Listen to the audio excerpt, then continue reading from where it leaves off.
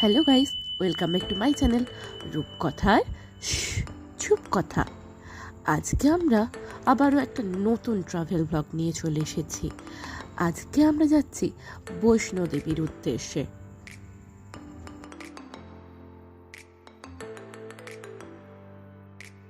প্রথমেই আমরা জয়মাতাদের নাম নিয়ে রাত 10টার সময় বেরিয়ে পড়লাম বৈষ্ণোদেবী যাত্রার উদ্দেশ্যে। আমরা যাত্রা শুরু করার প্রথমেই এদের অফিসে এসে আধার কার্ড দেখিয়ে একটি টিকিট সংগ্রহ করে আমরা গলায় ঝুলিয়ে সেটি বেরিয়ে পড়লাম তা বৈষ্ণোদেবীকে দর্শন করার জন্য। তারপর সিকিউরিটি চেকিং মেটার পর আমরা একটু এগিয়ে আসার পর এই মন্দিরটিকে দেখতে পেলাম। চারিদিকে এত দোকান দেখে আমার মেয়ে তো একের পর এক বায়না করেই চলেছে। আর এখানে আছে আমাদের পুরো টিম, ছোট কাকা, আমার ভাই, আমার দেওর, আর আমার হাজবেন্ড আর আমার মেয়ে। আবার কিছু দূর এগিয়ে আসার পর শিব পার্বতী, মা সরস্বতী ও হনুমানজির মূর্তিগুলোকে দেখলাম।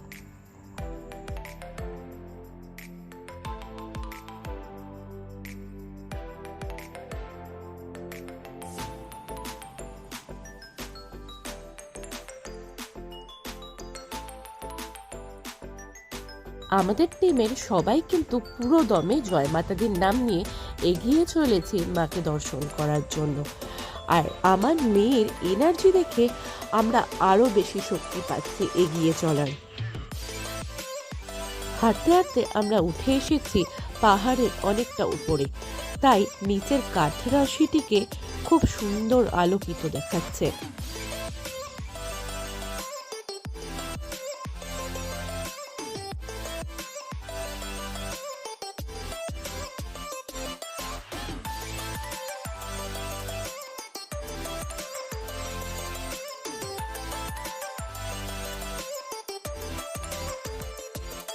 হেঁটে আসার পর আমাদের ক্লান্তি লাগছিল ও গলাটা শুকিয়ে গিয়েছিল, তাই আমরা আখের রস খেয়ে এখানে একটু গলা ভিজিয়ে নিলাম।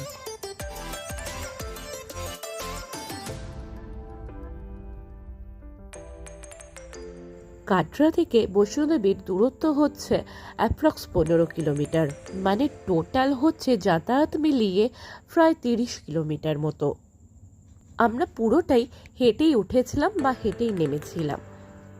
আপনারা চাইলে এখানে হেলিকপ্টারে করেও আসতে পারেন, এছাড়াও আপনারা ঘোড়ায় চেপে মাকে দর্শন করতে যেতে পারেন, কিন্তু ঘোড়ায় করে আপনারা শুধুমাত্র অর্ধকুমারী অবধি যেতে পারবেন, হাফ রাস্তা অবধি। তারপর অর্ধকুমারী থেকে আবার একটি ব্যাটারি গাড়িও পাওয়া যায়, সেটি আগে থেকে অনলাইনে বুকিং করে নিতে হয়।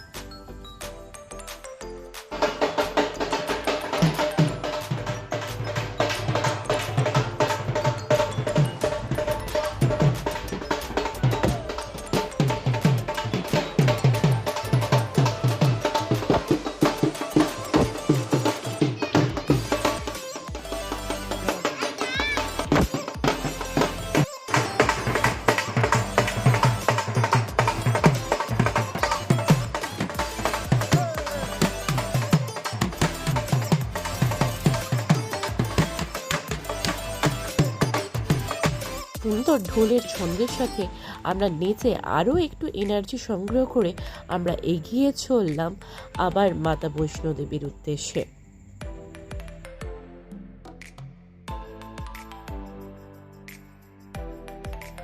সারা রাত হাঁটার পর এবার একটু ভোর হতে চলেছে।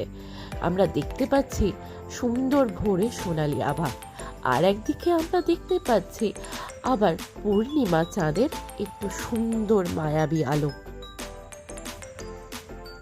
আমরা এই সুন্দর প্রকৃতিকে অনুভব করতে করতে আমরা আবার এগিয়ে চললাম আমাদের উদ্দেশ্যের দিকে।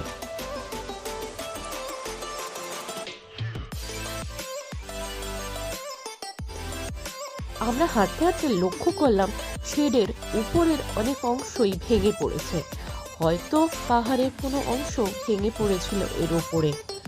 শুনেছি এখানে প্রায়ই পাহাড়ের পাথর ভেঙে গড়িয়ে পড়ে, তাই এখানে চলার সময় সাবধানতা অবলম্বন করতে হবে অবশ্যই।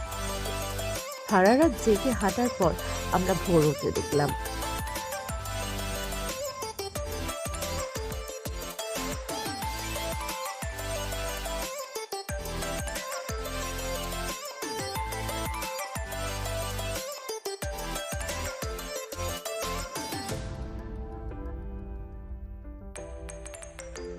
সারা রাত ধরে হাঁটার পর আমরা প্রচণ্ড ক্লান্ত হয়ে পড়েছিলাম, তাই আমরা একটু রেস্ট নিতে লাগলাম।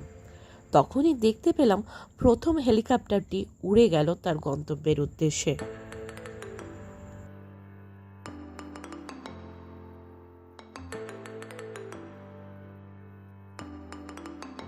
যাওয়ার পথে আমরা অনেকগুলি হনুমানকে দেখতে পেলাম।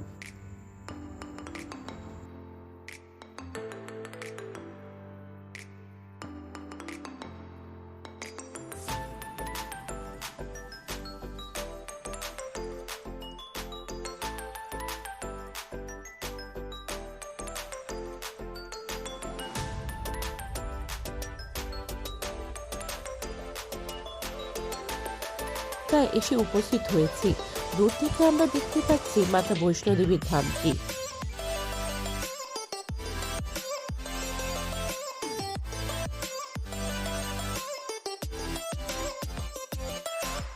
যাওয়ার পথে এই এক প্রকার হরিণটির দেখা মিলল আমাদের।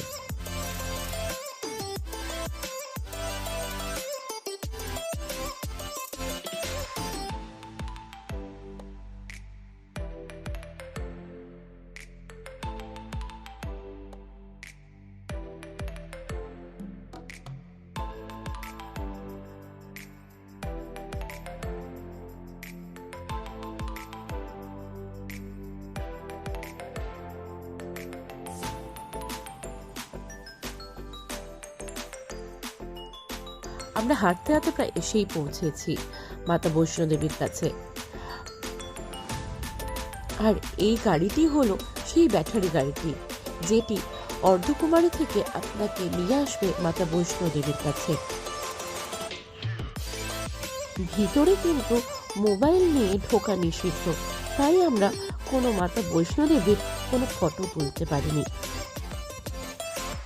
ভবনে একটি ক্লক রুম আছে, যেখানে আপনাদের ব্যাগ, জুতো, বেল্ট, ফোন এগুলো জমা রাখা হয়।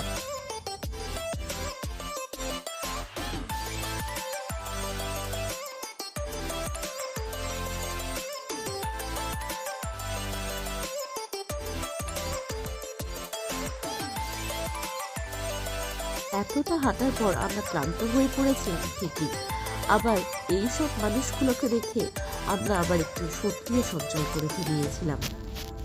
অনেক বয়স্ক মানুষকেই দেখলাম খালি পায়ে যেতে, আবার কাউকে দেখলাম ডন্ডি দিতে দিতে মা বৈষ্ণোদেবীর কাছে যেতে। ভিডিওটা যদি আপনাদের ভালো লেগে থাকে তাহলে লাইক করতে ভুলবেন না কিন্তু। জয় মাতা দি।